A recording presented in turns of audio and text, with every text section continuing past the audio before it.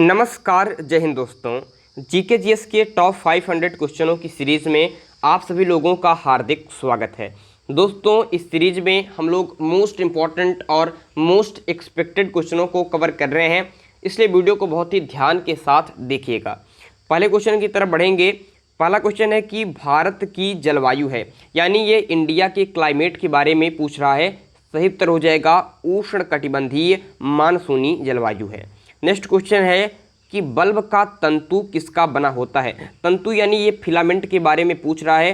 सही उत्तर हो जाएगा टंगस्टन का बना होता है बल्ब का तंतु। नेक्स्ट क्वेश्चन है कि रक्तदाब को मापने के लिए किस उपकरण का प्रयोग किया जाता है। रक्तदाब यानी ब्लड प्रेशर, तो इसको मापने के लिए स्फिग्मोमेनोमीटर का उपयोग किया जाता है। दोस्तों, सामान्य रक्तचाप की बात करते हैं तो 120/80 होता है, ध्यान रखिएगा। नेक्स्ट क्वेश्चन है कपास के लिए आदर्श मिट्टी है, तो कपास की खेती के लिए सबसे अच्छी मिट्टी काली मिट्टी होती है, ध्यान रखिएगा। नेक्स्ट क्वेश्चन है किसने 1857 के विद्रोह को स्वतंत्रता का प्रथम भारतीय संग्राम कहा है। अच्छी बात है, स्वतंत्रता का प्रथम भारतीय संग्राम कहा है वीडी सावरकर ने। दोस्तों, 1857 के विद्रोह की बात करते हैं तो जगदीशपुर से किसने नेतृत्व किया था, तो जगदीशपुर से नेतृत्व किया था कुंवर सिंह ने। कुंवर सिंह ने अतुलनीय साहस का परिचय दिया था। उस समय उनकी अवस्था थी 80 वर्ष। उसके पश्चात भी इन्होंने जिस अद्वितीय साहस का परिचय दिया, इसलिए इन्हें 1857 के विद्रोह का बूढ़ा शेर भी कहा जाता है। 1857 के विद्रोह का बूढ़ा शेर किसे कहते हैं, तो कुंवर सिंह को कहते हैं। वहीं बात करते हैं कि 1857 के विद्रोह में लखनऊ से किसने नेतृत्व किया था, बेगम हजरत महल ने किया था। इलाहाबाद से पूछे तो लियाकत अली ने किया था। वहीं अगर पूछे कि आपके कानपुर से किसने किया था, तो नाना साहब और तांत्या टोपे ने किया था। आपके काफ़ी इंपॉर्टेंट चीज़ें हैं, ये ध्यान रखिएगा। चलिए फिर अगले क्वेश्चन की तरफ बढ़ते हैं। अगला क्वेश्चन है कि भारतीय संविधान में सरकार का संसदीय रूप कहाँ से लिया गया है, तो सरकार का संसदीय रूप कहाँ से लिया गया है। सही उत्तर हो जाएगा ब्रिटेन से। दोस्तों, क्वेश्चन आता है कि जो समवर्ती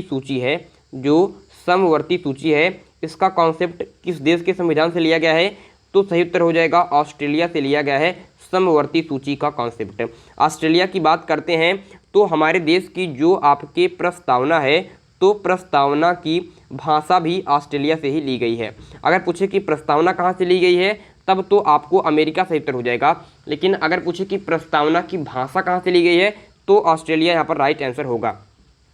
समवर्ती सूची भी ऑस्ट्रेलिया से ही ली गई है, ठीक है, यहाँ पर ध्यान रखिएगा। इसके अलावा अगर आ जाए कि directive principle of state policy, जिसे आप डीपीएसपी के नाम से जानते हैं, ये कहाँ से लिया गया है, तो दोस्तों ये आयरलैंड के संविधान से लिया गया है। अगर आ जाए कि मूल अधिकार किस देश के संविधान से लिए गए हैं, तो मूल अधिकार दोस्तों अमेरिका के संविधान से लिया गया है। संविधान संशोधन कहाँ से लिया गया दोस्तों, तो संविधान संशोधन की बात करते हैं तो संविधान संशोधन दक्षिण अफ्रीका के संविधान से लिया गया है, ध्यान रखिएगा, साउथ अफ्रीका के संविधान से लिया गया है। नेक्स्ट क्वेश्चन देखेंगे, पूना समझौता का मुख्य लक्ष्य क्या था, तो पूना समझौता जो 1932 में हुआ था, कहाँ पर हुआ था, पूना की यरवदा जेल में हुआ था। किसके किसके बीच में हुआ था, तो डॉक्टर भीमराव अंबेडकर की बात करते हैं और महात्मा गांधी के बीच में हुआ था। इसका मुख्य लक्ष्य क्या था, तो इसका मुख्य लक्ष्य था निचली जातियों का प्रतिनिधित्व देना। नेक्स्ट क्वेश्चन है चीन में लाल क्रांति किसके नेतृत्व में हुई थी, तो भैया चीन में लाल क्रांति माओ से तुंग के नेतृत्व में हुई थी। माओ से तुंग के नेतृत्व में हुई थी। वहीं बात करते हैं कि फ्रांस की क्रांति कब हुई, तो फ्रांस की क्रांति हुई थी 1779 ईस्वी में। इसके अलावा मैं आपसे पूछ रहा हूँ, आप लोग कमेंट बॉक्स में बताइएगा कि रूस की क्रांति कब हुई थी। रूस की क्रांति कब हुई थी, और फ्रांस की क्रांति तो आपको 1757 ईस्वी याद ही रखना है। क्वेश्चन है कि विश्व में सबसे कम वर्षा वाला जगह है, तो अफ्रीका में जो सहारा मरुस्थल पड़ता है, तो वो क्षेत्र है सबसे कम वर्षा वाला, ठीक है दोस्तों। आगे यहाँ पर बात करते हैं कि भारत में सबसे अधिक वर्षा कहाँ पर होती है, तो आपको पता होगा मासिन राम चेरापूंजी मेघालय में पड़ता है, सबसे अधिक वर्षा होती है। यहाँ पर क्वेश्चन है कि विश्व में मीठे पानी की सबसे बड़ी झील है, तो सुपीरियर झील राइट आंसर हो जाएगा। अगर पूछता कि भारत में मीठे पानी की सबसे बड़ी झील कौन सी हो जाएगी, तब आपको ऊलर लगाना था जो जम्मू कश्मीर में है। नेक्स्ट क्वेश्चन है कि सिकंदर की मृत्यु कहाँ हुई थी? तो सिकंदर की मृत्यु हुई थी बेबीलोन में। दोस्तों सिकंदर की बात करते हैं तो सिकंदर 323 ईसा पूर्व में इसकी मृत्यु हुई थी आपके बेबीलोन में, ध्यान रखिएगा 323 ईसा पूर्व में। इसका जन्म कब हुआ था? इसका जन्म हुआ था 353 ईसा पूर्व में, यानी इसकी कुल उम्र थी 30 वर्ष। कितनी थी? 30 वर्ष थी। सिकंदर की बात करते हैं तो सिकंदर ने 323 ईसा पूर्व में पोरस के साथ एक महायुद्ध लड़ा था, जिसे आपके हाइडे स्पीच का युद्ध कहते हैं। कहा जाता है कि पोरस ने ऐसे अतुलनीय साहस का परिचय दिया कि सिकंदर की सेना भारत में आने से डर गई, भारत में आगे बढ़ने से डर गई और इसने मगध पर आक्रमण नहीं किया था। व्यास नदी से ही इसकी सेना वापस लौट गई थी। दोस्तों सिकंदर की बात करते हैं तो ये आपके मकदुनिया का शासक था। मकदुनिया की बात करते हैं तो इस समय मकदुनिया नॉर्थ मैसिडोनिया में पड़ता है। नॉर्थ मैसिडोनिया जो यूरोप का एक देश है। सिकंदर फिलिप द्वितीय का पुत्र था।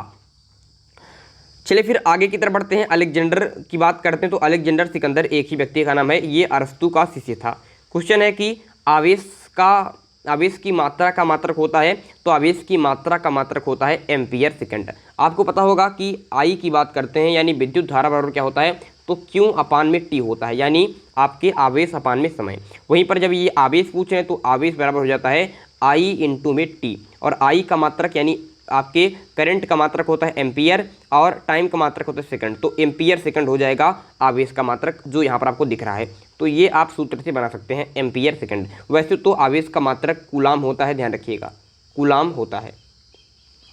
अगला क्वेश्चन है कि फलीदार पौधों की जड़ में कौन सा बैक्टीरिया पाया जाता है? तो फलीदार पौधों की जड़ों में राइजोबियम बैक्टीरिया पाया जाता है जो नाइट्रोजन का स्थिरीकरण करता है, ये तो आपको पता ही होगा। नेक्स्ट क्वेश्चन है कि आयरन की कमी से शरीर में कौन सा रोग होता है? तो आयरन की कमी से आपके एनीमिया रोग हो जाता है, यानी खून की कमी हो जाती है, एनीमिया रोग। अगला क्वेश्चन है कि संसद के दोनों सदनों की संयुक्त बैठक की अध्यक्षता कौन करता है?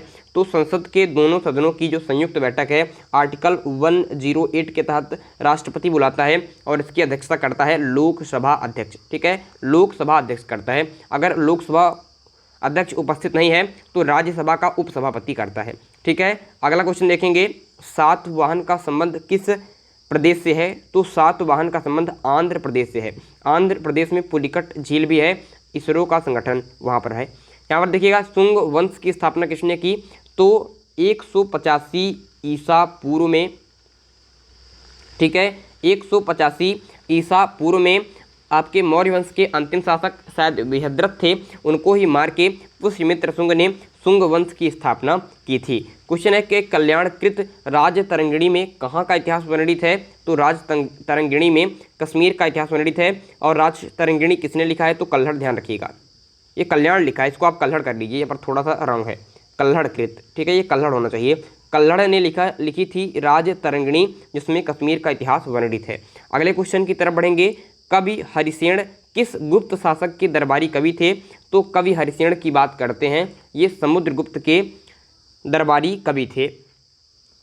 समुद्रगुप्त गुप्त वंश का सबसे प्रतापी शासक था, जिसे एम स्मिथ ने भारत का नेपोलियन भी कहा है। क्वेश्चन आता है कि भारत का नेपोलियन किसे कहा जाता है? तो भारत का नेपोलियन समुद्रगुप्त को कहा जाता है।